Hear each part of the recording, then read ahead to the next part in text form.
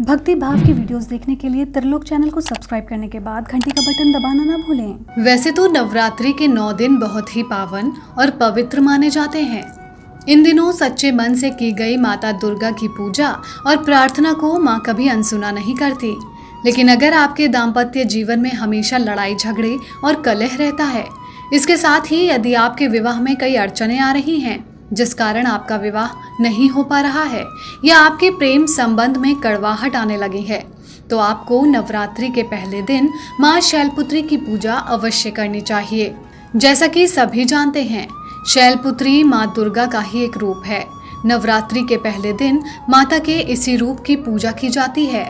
माता दुर्गा ने शैलपुत्री रूप में पर्वतों के राजा हिमालय के घर उनकी पुत्री के रूप में जन्म लिया था। माता शैलपुत्री के दाहिने हाथ में त्रिशूल है तो बाएं हाथ में कमल का फूल। माता शैलपुत्री की विधि विधान पूर्वक पूजा करने और व्रत रखने से माता भक्तों के जीवन में चली आ रही विवाह या दाम्पत्य संबंधी सभी तरह की परेशानियों को दूर कर देती है। आज की इस वीडियो में हम आपको नवरात्रि के पहले दिन माँ शैलपुत्री की पूजा करने के महत्व, पूजा विधि और कथा के बारे में बताएंगे। इसलिए यदि आपके जीवन में भी किसी तरह का कोई कलह है तो उसे दूर करने के लिए माता शैलपुत्री की विधि विधान पूर्वक पूजा अर्चना करने के लिए इस वीडियो को अंत तक जरूर देखें। माँ शैलपुत्री की पूजा करने का महत्व। जिस तरह माता दुर्गा को जगजननी और जगमाता कहा जाता है, उसी तरह माँ शैलपुत्री को भी करुणा और ममता की देवी कहते हैं।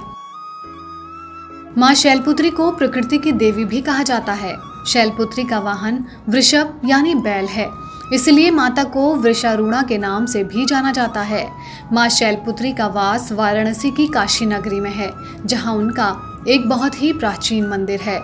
इस मंदिर के बारे में मान्यता है कि यहाँ पर माता शैलपुत्री के सिर्फ दर्शन करने मात्र से ही व्यक्ति की सारी मनोकामनाएं पूर्ण हो जाती हैं।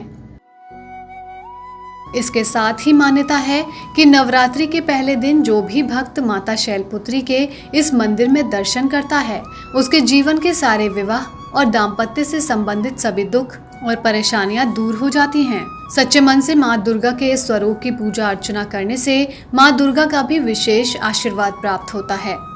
ऐसे करें माँ शैलपुत्री की पूजा।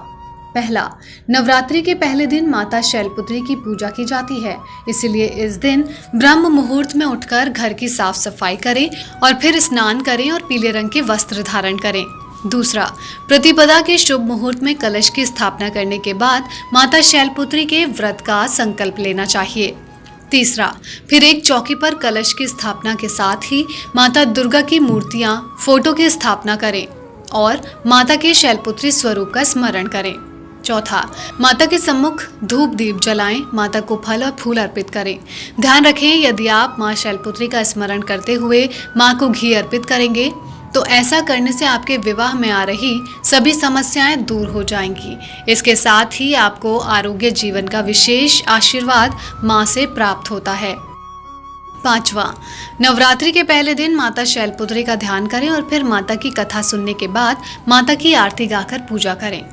छठा, नवरात्रि के पहले दिन शाम के समय दोबारा माता शैलपुत्री का ध्यान करते हुए उनकी आरती गाएं और फिर उन्हें मिश्री, शक्कर, फल या किसी मिठाई का भोग लगाकर प्रसाद को बाकी सदस्यों में बांटें।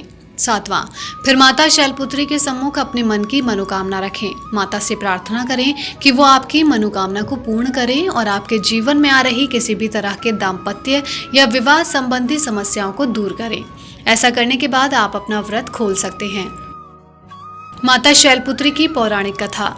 हिंदू धर्म ग्रंथों में माता शैलपुत्री की उत्पत्ति से जुड़ी एक पौराणिक कथा है। इसके अनुसार माता शैलपुत्री ने अपने पूर्व जन्म में प्रजापति दक्ष राज के घर एक कन्या के रूप में जन्म लिया था, जिसका नाम सती रखा गया। राजा अपनी पुत्री सती से बहुत प्रेम करते थे। वैसे तो राजा की अन्य पुत्रियां भी थी, लेकिन माता सती प्रजापति दक्ष की प्यारी और लाडली पुत्र थी। बड़े होने पर देवी सती का विवाह भगवान महादेव से करवाया गया। हालांकि सती के पिता यानी प्रजापति दक्ष इस विवाह से खुश नहीं थे, लेकिन अपनी पुत्री के प्रेम के लिए उन्होंने सती का विवाह महादेव से स्वीकार कर लिया। लेकिन वो अपनी प्रिय पुत्री के इस निर्णय के कारण उनसे हमेशा नाराज रहते थे। एक बार दक्षराज ने विशाल यज्ञ का आयोजन किया, जिसमें उन्होंने सभी देवी देवताओं को निमंत्रण भेजा, लेकिन अपनी पुत्री और भगवान श्री महादेव को यज्ञ का निमंत्रण नहीं दिया।